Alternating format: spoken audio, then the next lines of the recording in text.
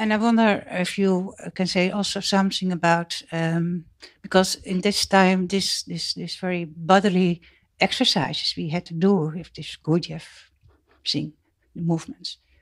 It helped me then, and it still helps me now to be in this presence, to be here, you know. So maybe you can say something about this. I also did the Gurdjieff movements for many years, so I know what you're referring to. If I were to ask you now, are you aware? What would you say? Yeah. How do you know?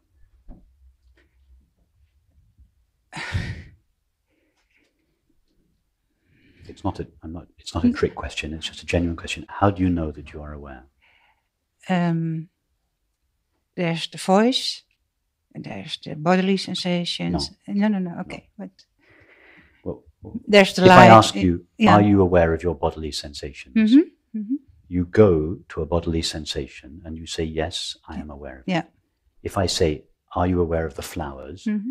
You look at the flowers and you say, yes, I am aware of the flowers. Now, if I ask you, are you aware? Mm-hmm. Yeah. Where do you go to get the answer, yes?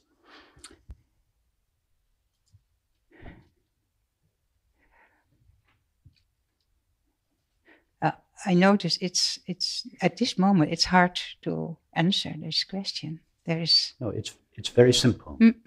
If I ask you, are you aware of the flowers? Mm-hmm.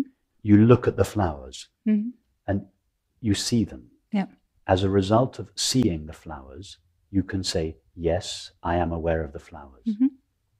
If I ask you, are you aware of the sensation at the soles of your feet? Mm-hmm. You direct your attention away from the flowers to the sensation at the soles of your feet, and you experience that sensation. Yes, as a result of that experience, you answer yes to the question. Now, if I ask you, not are you aware of the flowers, or are you aware of the sensation at the soles of your feet, but simply, are you aware? Yeah. Now, you don't direct your attention towards the flowers. You don't direct your attention towards the soles of your feet. Where do you direct your attention in order to get the answer, yes, I am aware?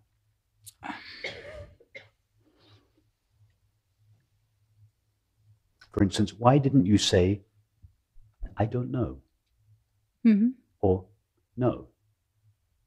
You said yes. What made you say yes? Where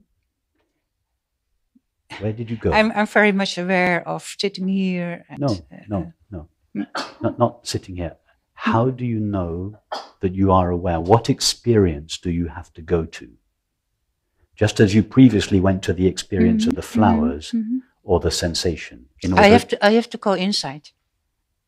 What? Be more specific.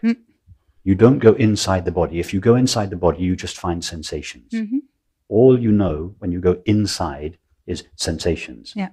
You don't go to the body.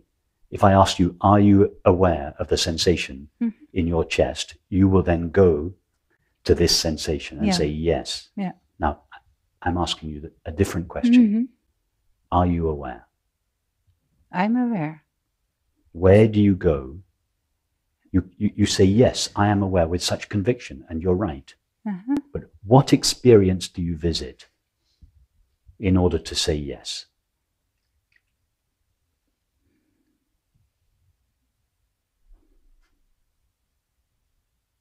You go to the experience of? Consciousness, awareness. Of being aware. Yeah. Am I aware? Pause. Yes. What happens in between the question, am I aware, and the answer, yes? Something happens. Where do I go? I don't go to the flowers. I don't go to the feet. I don't go to the chest. I go to the experience of being aware. Yeah. In other words, I am aware that I am aware. Yeah? How difficult was it for you to go there? Not difficult. It took you about 2 seconds to answer the question. How many bodily exercises did you have to go through? How many years of meditation did you have to practice in order to answer yes to the question, am I aware? Of course, none. in a way. If you want, but it helped. It helped. If meditation you want to helped. Go through, how could meditation help you answer yes to the question, I am aware? I mean, let's say we stopped someone on the street and said to them, are you aware? Presuming that they understood the question. Someone who had never heard of non-duality or who had no interest in spiritual matters. Yeah, and we just stopped someone casually on the street and we asked them the question, are you aware? Pause. Yes. Yeah. How could meditation help them? How could meditation help them arrive at the answer yes? What help do you need to be aware that you are aware? How could anything you do with your mind help you know that experience? What you do with your mind and your body is absolutely irrelevant. It makes no difference whatsoever. I mean, I sympathize with you. I spent 20 years doing mantra meditation. Yeah. But the experience of knowing that I am aware is everybody's most intimate experience. All that is required, in fact, not even this is required, but as a concession, let's say all that is required is to be able to understand the question, are you aware? That question is the cleanest, clearest, and most direct form of self-inquiry that I know. More efficient than who am I? Because people have been misunderstanding what Ramana Maharshi meant by who am I for 50 years. You only have to read commentaries on Ramana Maharshi's teaching to know how confused people were by what he meant by the question, who am I? I'm not suggesting it's not efficient. It is efficient, but it's ambiguous, and it was misunderstood by many people for many years. There is nothing ambiguous about the question, am I aware? It is absolutely clean, clear, and direct. And it doesn't require practicing anything with the mind or the body. I'm not suggesting that you don't do those practices. I'm not saying anything.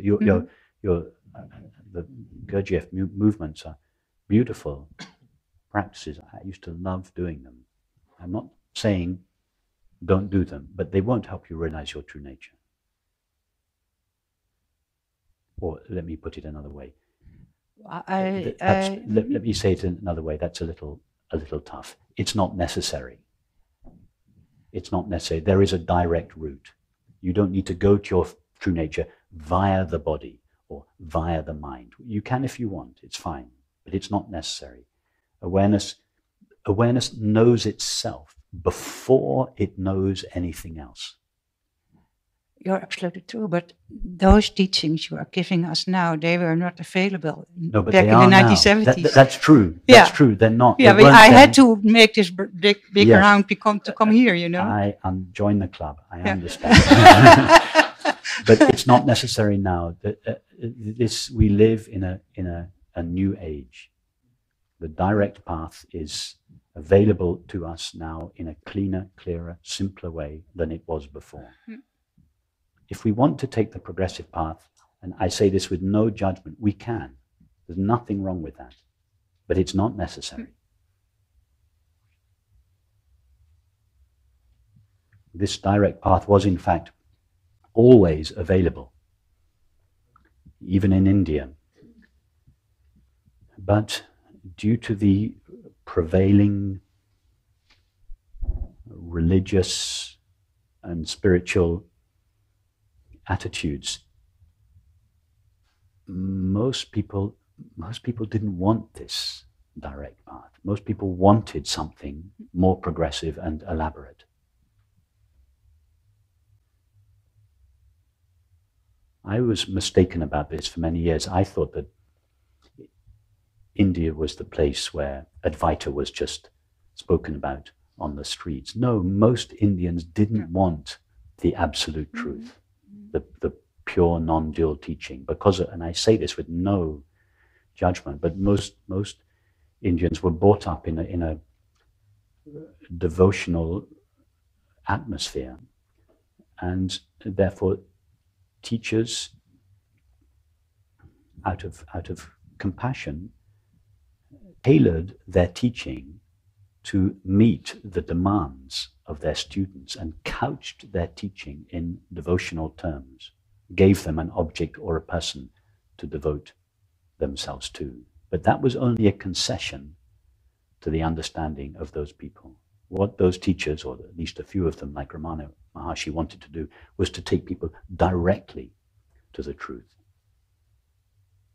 He said, my entire teaching could take place in silence, but very, very few people are ready for that. Therefore, I have had to elaborate a series of means. The first means he developed was what he called self-inquiry or self-surrender, which were his two principal means. But even that was a step down from the top of the mountain.